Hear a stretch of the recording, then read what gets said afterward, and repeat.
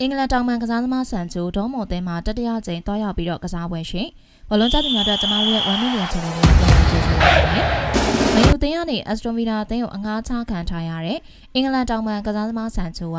ဒေါမိုအသင်းမှာတတိယကြိမ်တွားရောက်ပြီးတော့ကစားပွဲရှိကြောင်းသိရပါတယ်။ဆန်ချို26နှစ်က professional ကစားသမားဘဝကိုဒေါမိုမှာအစားပြုခဲ့သူဖြစ်ပြီး2021နွေရာသီမှာမန်ယူအသင်းကပြောင်းရွှေ့ကြေးပေါင်83သန်းနဲ့ခေါ်ယူခဲ့တာပါ။